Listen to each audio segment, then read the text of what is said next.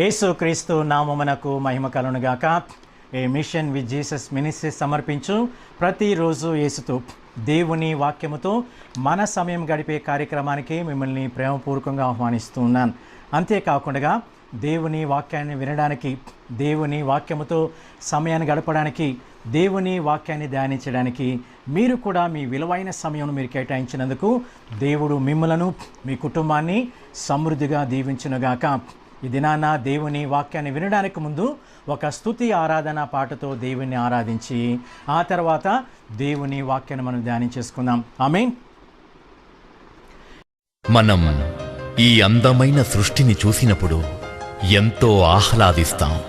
కానీ ఎప్పుడైనా ఈ సృష్టికి కారణభూతుడై సర్వజ్ఞాని, సర్వశక్తిమంతుడు, సర్వంతర్యామి అయి తనకు ఇష్టం వచ్చినట్టుగా దేనినైనా నెరవేర్చుకోగల సార్వభౌముడైన ఆ మహాదేవుని గురించి ఆలోచిస్తున్నామా?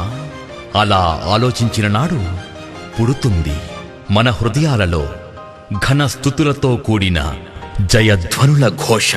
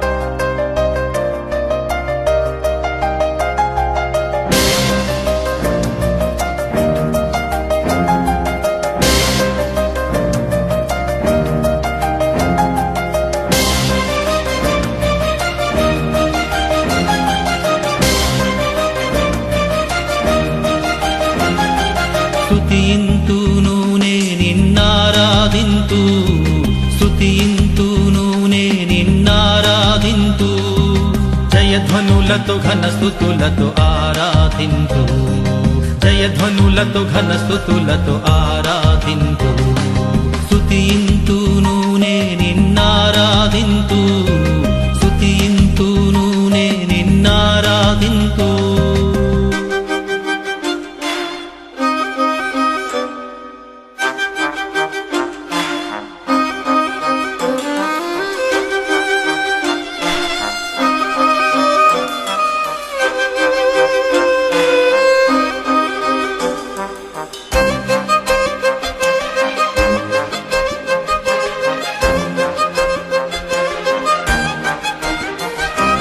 భూమ్యాకాశములను సృజించినది నీవే, అనంత జీవకోటి నీ వాక్కు ఫలమే.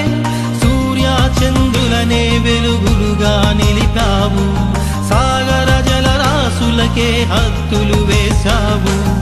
ఆరాధన ఆరాధన ఆరాధన నీకే, ఆరాధన ఆరాధన ఆరాధన నీకే. ఈ మట్టి బొమ్మకు ప్రాణం పోసావు, నీ రూపులో నరుని చేసుకున్నావు. నీ సృష్టి వారికి స్వాస్థ్యము అన్నావు, సమృద్ధి నొందండని ఆశీర్వదించావు. జయధ్వనులకు ఘన స్తుతులకు అర్హుడవు నీవే, ఈ సృష్టికి ఆధారభూతుడవు నీవే. ఆరాధన ఆరాధన ఆరాధన నీకే, ఆరాధన ఆరాధన ఆరాధన నీకే. పాడెదనే నీ కొరకై కీర్తన, నా నోట పలికించిన సంకీర్తన. పాడెదనే నీ కొరకై కీర్తన, నా నోట పలికించిన సంకీర్తన. ఆ సంకీర్తనతో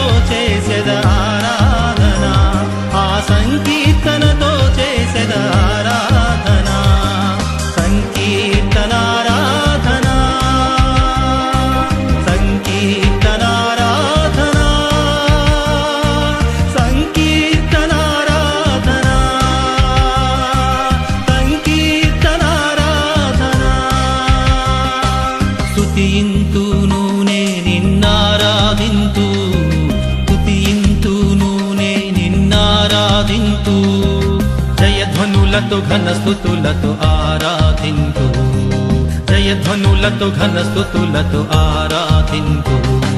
స్తుతింతును నే నిన్నారాధింతు, స్తుతింతును నే నిన్నారాధింతు.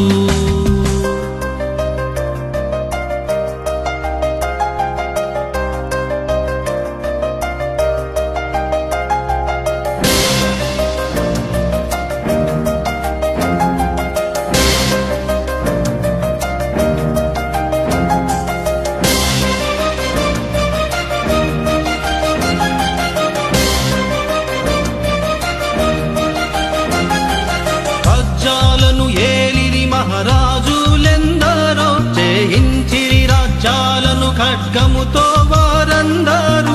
రాజులు పోయే రాజ్యాలు వేరాయే, ఆ రాజ్య వైభవమే చరిత్ర పుటలాయే.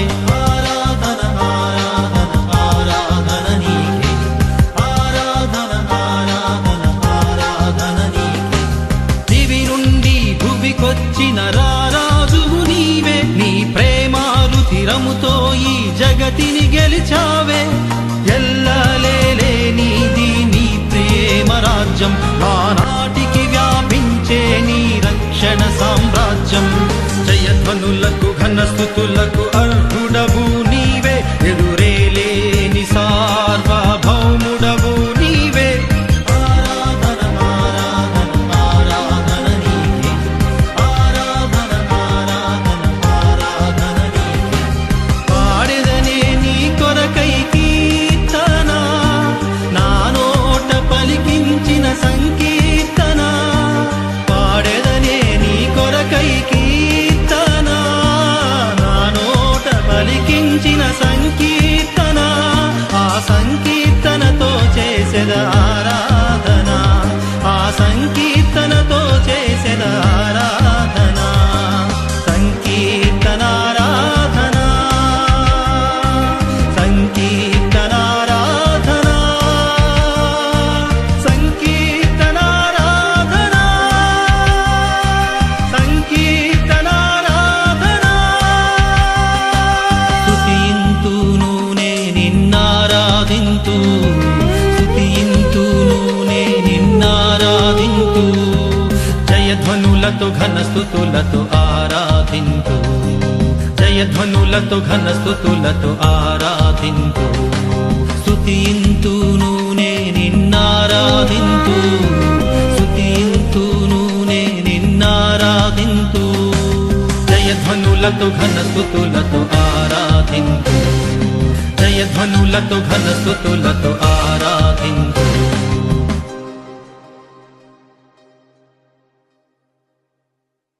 దేవుని నామానికి మహిమ కలుగునుగాక.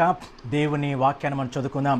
సామెతల గ్రంథము 4వ అధ్యాయము 20 నుండి 22 వచనాలు మనం చదువుకుందాం. సామెతల గ్రంథము 4వ అధ్యాయము 20 నుండి 22 వచనాలు చదువుకొని ఆ వాక్య భాగం నుండి పరిశుద్ధాత్మ దేవుడు ఈరోజు మనతో ఏమై మాట్లాడనన్నాడో ఆ వాక్య భాగంలో మనం చదువుకుందాం. సామెతల గ్రంథము 4వ అధ్యాయము, సామెతల గ్రంథము 4వ అధ్యాయము 20వ వచనం నుండి 21 అలాగనే 22 3 వచనాలు మనం చదువుకుందాం. దేవుని వాక్యముతో సమయం గడిపే కార్యక్రమంలో దేవుని వాక్యములో మనకు కావలసిన ఆశీర్వాదములు అన్నీ కూడా దేవుని యొక్క వాక్యంలో ఉన్నాయని చెప్పేసి మనం జ్ఞాపకం చేసుకుందాం. అందువలనే పాత నిబంధన గ్రంథంలో, అంతేకాకుండా నూతన నిబంధన గ్రంథంలో ఒక వాక్యం మనకందరికీ బాగా తెలిసిన ఒక వాక్యం ఏంటంటే, మనుషుడు రొట్టె వలన మాత్రమే కాదు కానీ దేవుని నోటు నుండి వచ్చు ప్రతి మాట వలన జీవించినని దేవుని యొక్క వాక్య భాగంలో మనం చూస్తున్నాం. అందువలన యేసు ప్రభు ఒక చోట దేవుని యొక్క వాక్యాన్ని బోధిస్తుండగా మార్కు సువార్త 8వ అధ్యాయము మొదటి 3 వచనాలు మనం చదివినట్లయితే అక్కడ యేసు ప్రభువే అక్కడున్న జనాంగాన్ని గురించి, జన సమూహముల గురించి యేసు ప్రభు పలికిన ఒక మాట ఏంటంటే, నేటికి 3 దినముల నుండి జనులు నాతో ఉన్నారు, వారు ఏమీ తినలేదని దేవుని యొక్క వాక్య భాగంలో మనం చూస్తూ ఉన్నాం. కనుక మార్కు సువార్త 8వ అధ్యాయంలో 4,000 మంది దేవుని యొక్క వాక్యాన్ని 3 దినముల నుండి ఏమీ కూడా తినకుండా, వారు ఏమీ తినలేదని యేసు ప్రభువే వారి గురించి సాక్ష్యం ఇచ్చినట్టుగా చూస్తూ ఉన్నాం. దేవుని యొక్క వాక్యాన్ని వింటూ యేసు ప్రభు యొక్క మాటలు వింటూ వారు దేవుని యొక్క సన్నిధిలో ఉన్నట్టుగా మనం చూస్తూ ఉన్నాం. దేవుని యొక్క వాక్యం మనుష్యుడు రొట్టె వలన మాత్రం కాదు కానీ దేవుని నోటి నుండి వచ్చు ప్రతి మాట వలన జీవించునని దేవుని యొక్క వాక్యంలో ఉన్నది.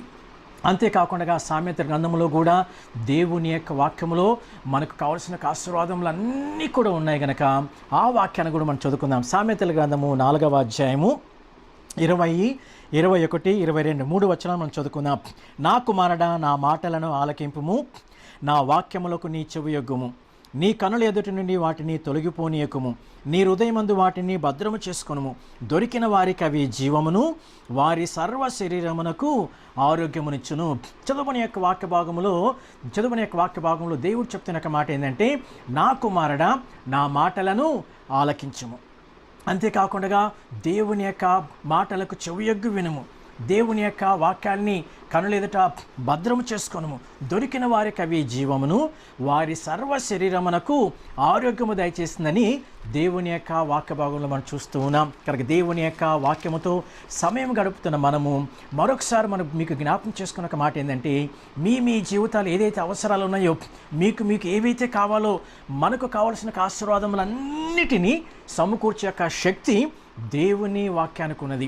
మనుషుడు రొట్టె వల్ల మాత్రం కాదు కానీ దేవుని నోటి నుండి వచ్చు ప్రతి మాట వలన మనం బ్రతకగలము.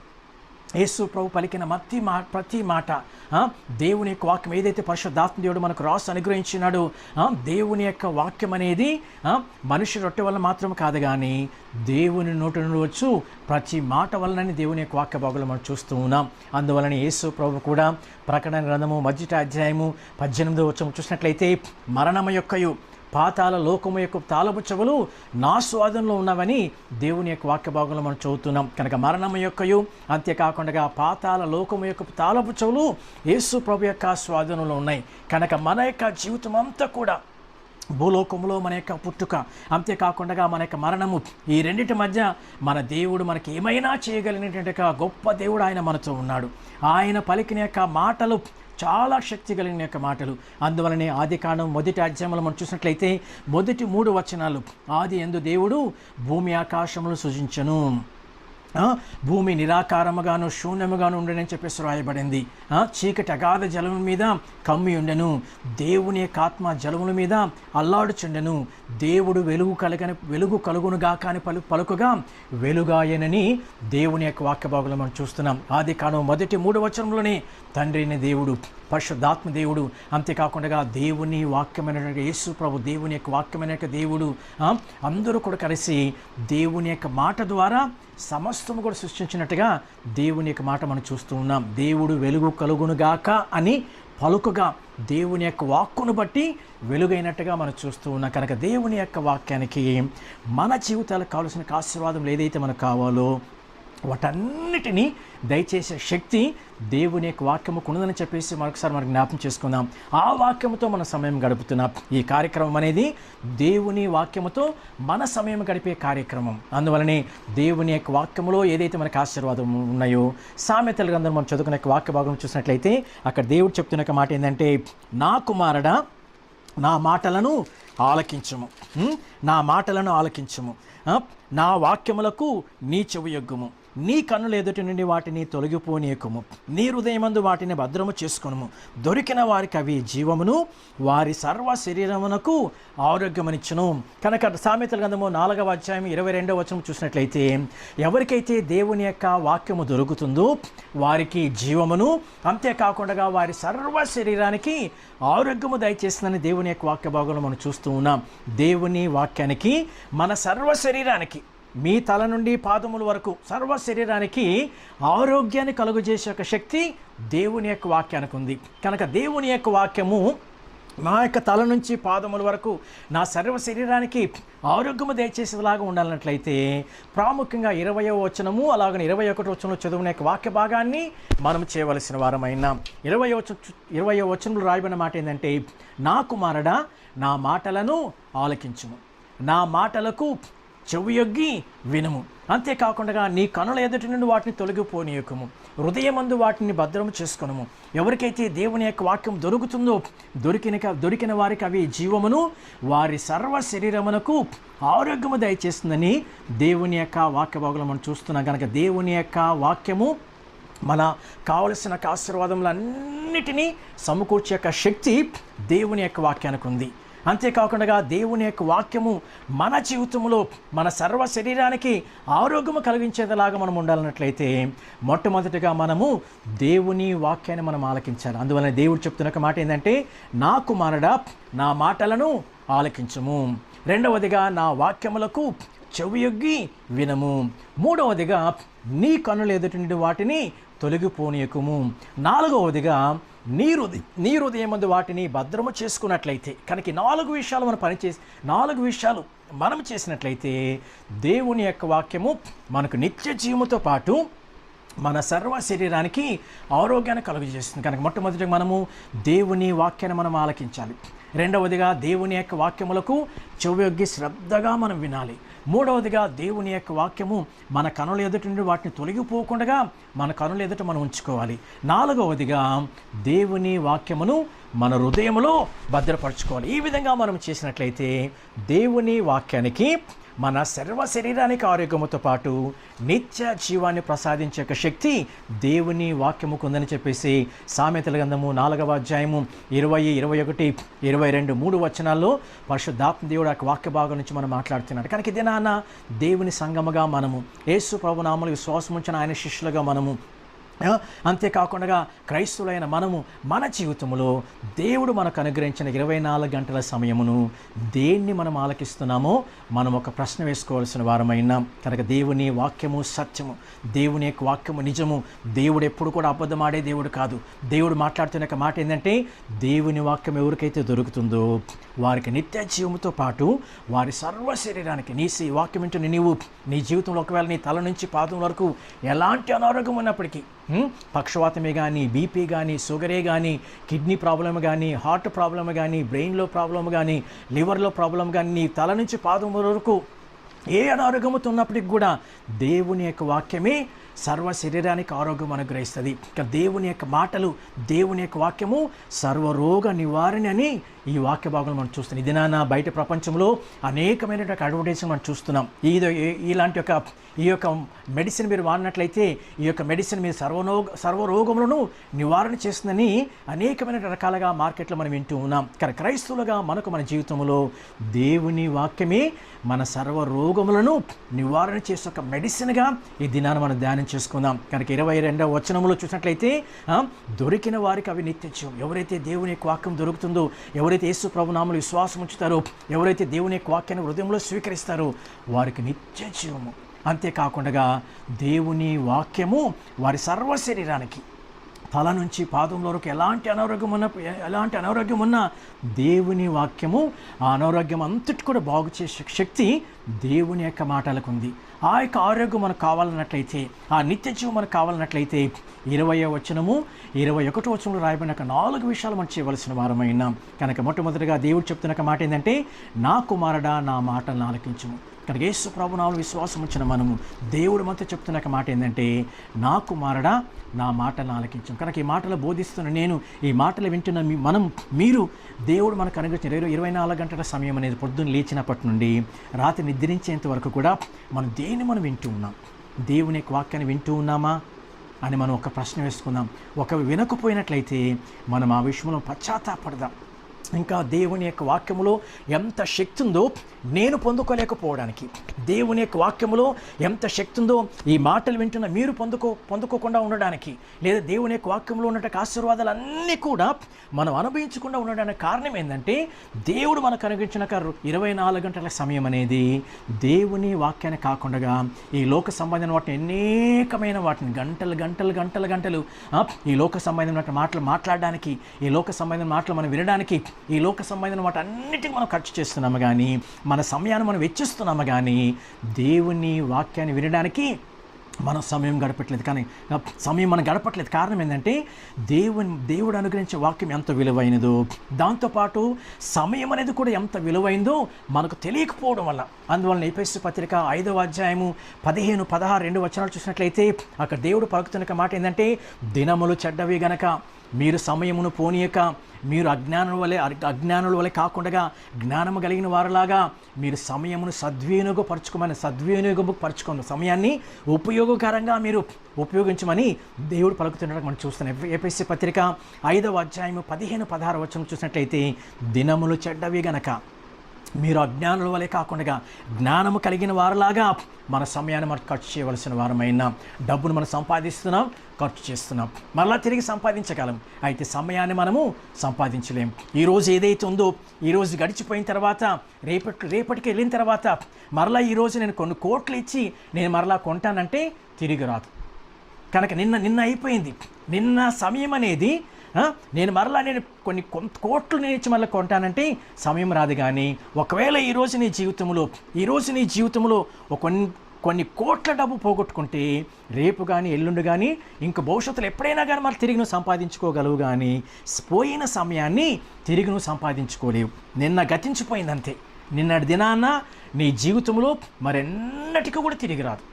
నేను చాలా ధనవంతుణ్ణి, ప్రపంచంలో నానంత ధనవంతుడు లేను, నేనే మొదటి వ్యక్తిని, నాతో చాలా డబ్బు ఉంది, నేను డబ్బుతో సమయాన్ని కొంటానంటే కుదరదు. ఈ లోకంలో ఏదైనా కొనగలవు, నువ్వు ఏదైనా కొనుక్కోవచ్చు, కానీ సమయాన్ని కొనుక్కోలేవు. గనక దేవుడు మనతో చెప్తున్న మాట ఏంటంటే, దినములు చెడ్డవి గనక సమయమును పోనీయకుండా. దేవుడు మనకు అనుగ్రహించిన 24 గంటల సమయాన్ని క్రైస్తవులుగా చాలామంది మనం, నా ఉద్దేశ ప్రకారము అట్లీస్ట్ 90% మంది క్రైస్తవులుగా మనము దేవుని యొక్క వాక్యములు అన్ని ఆశీర్వాదాలు మనకు ఉన్నప్పటికీ దేవుని వాక్యాన్ని మన సమయాన్ని ఇవ్వట్లేదు.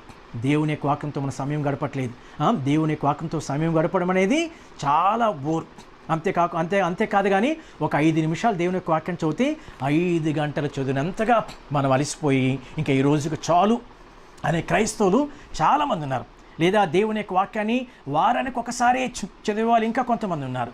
లేదా దేవుని యొక్క వాక్యమును బైబిల్ని చర్చికి వెళ్ళినప్పుడు మాత్రమే తీసి ఆ తర్వాత మరలా చర్చికి వెళ్ళేంత వరకు కూడా తీయని క్రైస్తవులు కూడా చాలామంది ఉన్నారు. కనుక మన జీవితంలో దేవుని యొక్క వాక్యం ఎంత శక్తి గలదో, దేవుని యొక్క వాక్యంలో మనకి ఎన్ని ఆశీర్వాదాలు ఉన్నాయో వాటన్నిటిని మనం పొందుకోలేకపోవడానికి కారణం ఏంటంటే, మన దైనందిన జీవితంలో దేవుడు నా కుమారుడా నా మాటలు ఆలకించమంటే దేవుని మాటలు ఆలకించుకోకుండా ఈ లోక సంబంధమైన వాటన్నిటినీ కూడా అరగంట తర్వాత ఇంకొక అరగంట, ఇంకొక అరగంట తర్వాత ఇంకొక 2 గంటలు, ఇంకొక అరగంట తర్వాత మళ్ళీ ఇంకొక 2.5 గంటలు ఈ లోక సంబంధమైన మాట మనం వింటూ దేవుని యొక్క వాక్యానికి మన స్థానం ఇవ్వకుండా దేవుని యొక్క ఆశీర్వాదం పొందలేకపోతున్నావు. కనుక ఈ మాటలు వింటున్న నీవు పరిశుద్ధాత్మ దేవుడు పలుకుతున్న మాట ఏంటంటే, నా కుమారుడా నా మాటలను ఆలకించము. కనుక మన జీవితంలో దేవుని యొక్క మాటలు మనం ఎంత ఆలకిస్తున్నామో ఒక ప్రశ్న వేసుకొని ఆ విషయంలో పశ్చాత్తాపడి, దేవా నీవు నాకు ఎంత ఆయుష్ అనుగ్రహించి ఉన్నావు,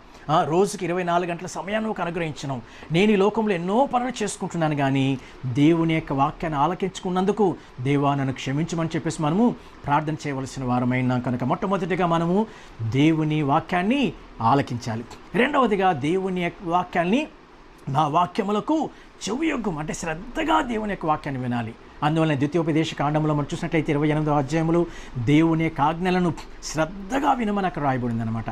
శ్రద్ధగా అంటే మన మనసు అంతటిని, మన హృదయం అంతటిని, మన ధ్యాస అంతటిని కూడా దేవుని వాక్యం వైపు మనం కేంద్రీకరించి శ్రద్ధగా దేవుని యొక్క వాక్యాన్ని మనం వినాలి. కనుక ఈరోజు దేవుని యొక్క వాక్యాన్ని ప్రకటిస్తుండగా, ఆదివారమే కానీ ఇంకెప్పుడైనా కానీ దేవుని యొక్క వాక్యం వినిపిస్తుండగా శ్రద్ధగా వినే క్రైస్తవులు చాలామంది తక్కువ.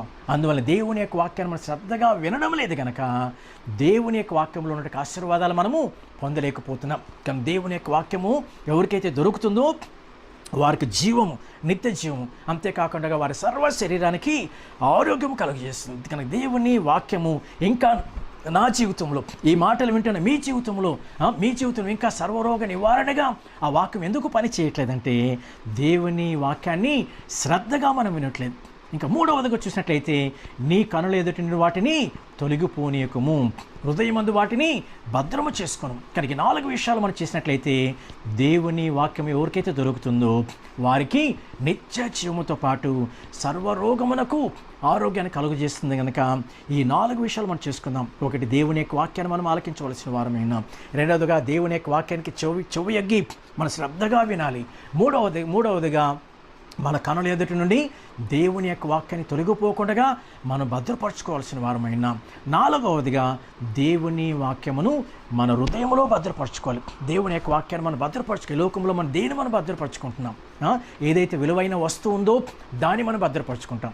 ఒక వెండి వస్తువు కానీ, బంగారు వస్తువు కానీ, లేదని మనతో ఒక డబ్బు ఉన్నట్లయితే మన ఇంట్లో చాలా సేఫ్గా ఉండేట ప్లేస్ వాటిని మనం భద్రపరుస్తాం. అయితే దేవుని యొక్క వాక్యము మనతో ఉన్న బంగారు కన్నా చాలా విలువైంది, మనతో ఉన్న వెండి కన్నా చాలా విలువైంది, మనకున్న ఆస్తి కన్నా చాలా విలువైంది, మన ప్రాణం కన్నా చాలా విలువైంది. దేవుని యొక్క వాక్యము ఈ లోకంలో ఉన్న వాటన్నిటికన్నా చాలా విలువైంది.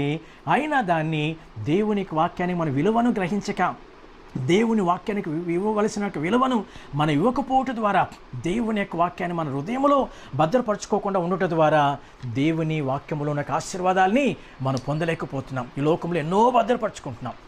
మన డబ్బును భద్రపరచుకుంటున్నాం, మనతో ఉన్న బంగారు వస్తువును భద్రపరచుకుంటున్నాం, మన ఆస్తిని మనం భద్రపరచుకుంటున్నాం. కానీ దేవుని వాక్యాన్ని చాలా నెగ్లెక్ట్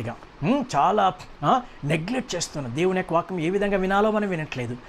దేవుని యొక్క వాక్యాన్ని ఏ విధంగా మనం భద్రపరచుకోవట్లేదు. కనుక దేవుని వాక్యంలో ఉన్న ఆశీర్వాదాలు ఇంకా మనము పొందలేకపోతున్నాం. కనుక ప్రియమైన దేవుని యొక్క సంగమా, దేవుని వాక్యముతో సమయం గడిపే కార్యక్రమంలో పరిశుద్ధాత్మ దేవుడి యొక్క వాక్య భాగంతో మనతో మాట్లాడుతున్న మాట ఏంటంటే, మనుష్యుడు రొట్టె వలన మాత్రం కాదు కానీ దేవుని నోటి నుండి వచ్చు ప్రతి మాట వలన జీవించును.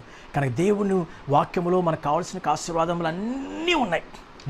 మనకి ఏదైతే భూలోకంలో కావాలో అవన్నీ సమకూర్చే ఆశీర్వాదం దేవుని యొక్క వాక్యంతో ఉన్నాయి. అయితే మనము దేవుని యొక్క వాక్యం మనం విడిచిపెట్టి మనకు కావాల్సిన వాటి అన్నిటి కొరకు ఈ లోకంలో అనేక మార్గాల గుండా మనం వెతుకుతున్నాం, అనేక మార్గాలు మనం తిరుగుతున్నాం.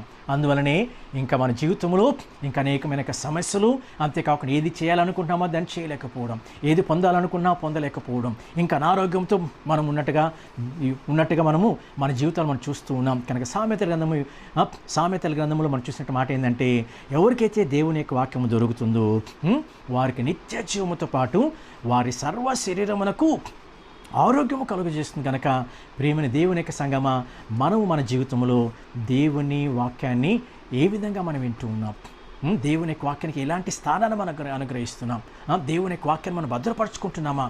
అందువల్లనే దావీదు కూడా పలికిన ఒక మాట ఏంటంటే, దేవా నేను పాపం చేయకూడనట్లు నీ వాక్యము నా హృదయంలో భద్రపరచుకుంటున్నాను. కానీ దేవుని యొక్క వాక్యానికి మన హృదయంలో మన స్థానం ఇవ్వాల్సిన వారమైనా. అందువల్లనే సామెతల గ్రంథంలో మనం చూసినట్లయితే 23వ అధ్యాయంలో సామెతల గ్రంథము 23వ అధ్యాయంలో మనం చూసినట్లయితే, నా కుమారుడా నీ హృదయము నాకిమ్ము. దేవుడు మనతో అడుగుతున్న మాట ఏంటంటే, నా కుమారుడా నీ హృదయము నాకేమో. కానీ మన హృదయాన్ని దేవునికి అనుగ్రహించి దేవుని యొక్క వాక్యాన్ని ఈ హృదయంలో మనం భద్రపరచుకోవాల్సిన వారమైనాం. అందువల్ల దావీదు ఎగ్జాంపుల్, చాలా శ్రేష్టమైనటువంటి ఉదాహరణ మనకి. దావీదు పలుకుతున్న మాట ఏంటంటే, దేవా నేను పాపము చేయకుండానట్లు నా హృదయంలో నీ వాక్యమును మా ప్రభా నేను భద్రము చేసుకుని. భద్రం అంటే దానికి ఒక లాక్ ఉంటుంది, ఎవరు కూడా తీసుకుని వెళ్ళలేరు, దాన్ని భద్రపరచుకోవడం. కనుక దేవుని యొక్క వాక్యాన్ని మనం ఎప్పుడైతే భద్రపరచుకోవడానికి మనం తీర్మానం చేసుకుని ఆ విధంగా జీవించడానికి ఎప్పుడైతే మనము ప్రాక్టికల్గా మన దైనందిన జీవితం దాన్ని చేస్తామో, తప్పకుండా దేవుని వాక్యం ఎవరికైతే దొరుకుతుందో వారికి నిత్య జీవముతో పాటు వారి సర్వ శరీరమునకు ఆరోగ్యాన్ని కలుగజేస్తుంది. కానీ ఈ మాట వింటున్న నీవు నీ జీవితంలో ఎలాంటి అనారోగ్యంతో నువ్వు బాధపడుతుండవచ్చు, లేదా ఇంకేదైనా సమస్య ఉండవచ్చు. కనుక పరిశుద్ధాత్మ చెప్తున్న మాట ఏంటంటే, దేవుడు పలికిన యొక్క మాటలు, బైబిల్ గ్రంథంలో ఏదైతే మనకు మాటలు రాయబడి ఉన్నాయో ప్రతి వాక్యానికి మనకు కావలసిన ఆశీర్వాదములన్నీ కూడా సమకూర్చే యొక్క శక్తి దేవుని వాక్యానికి ఉంది. దేవుని యొక్క వాక్యం చాలా శక్తి కలిగిన వాక్యము, దేవుని యొక్క వాక్యం చాలా బలమైన వాక్యము. అందువలన సృష్టి ఆరంభంలో ఇందాక మనం మాట్లాడుకున్నాం, ఆది యందు దేవుడు భూమి ఆకాశములను సృజించును. భూమి నిరాకారముగాను శూన్యముగాను ఉండెను, చీకటి అగాధ జలం మీద కమ్మి ఉండెను. జలముల మీద దేవుని యొక్క ఆత్మ అల్లాడుచుండెను. దేవుడు వెలుగు కమ్మను పలుకగా వెలుగైనట్టుగా మనం చూస్తున్నాం. బహుశా నీ జీవితంలో అనారోగ్యం కానీ, ఆర్థికపరమైన చీకటి సమస్యలు కానీ, లేదా నీ జీవితంలో అనేక సమస్యలు గుండా చీకట్లో వెళ్తున్నావేమో ఈ దినాన్న దేవుని యొక్క వాక్యం దేవుడు పలుకుతుండగా ఆ వాక్యానికి నీ హృదయంలో స్థానం ఇచ్చినట్లయితే నీలో చీకటి తొలగించి దేవుడు తన వెలుగుతో నింపగలడు. నీలో ఉన్న అనారోగ్యాన్ని తీసివేసి దేవుడు మంచి ఆరోగ్యానికి దయచేయగలడు. లేదా నీలో ఉన్న ఆర్థికపరమైన సమస్యలు తీసివేసి దేవుని యొక్క ఆశీర్వాదాలతో నీకు ఉన్నటువంటి ఆర్థిక సమస్యలన్నీ కూడా తీర్చే యొక్క శక్తి దేవుని వాక్యానికి ఉందని చెప్పేసి మనం జ్ఞాపం చేసుకుందాం. కనుక ప్రియమైన దేవుని యొక్క సంగమా, మన జీవితంలో దేవుని వాక్యానికి మనం ప్రాముఖ్యత ఇద్దాం. ఎందుకనగా దేవుని వాక్యములో మనకు కావాల్సిన ఆశీర్వాదములన్నీ కూడా ఉన్నాయి. దాంట్లో ప్రాముఖ్యంగా ఈరోజు మనం ధ్యానించుకున్న ఒక మాట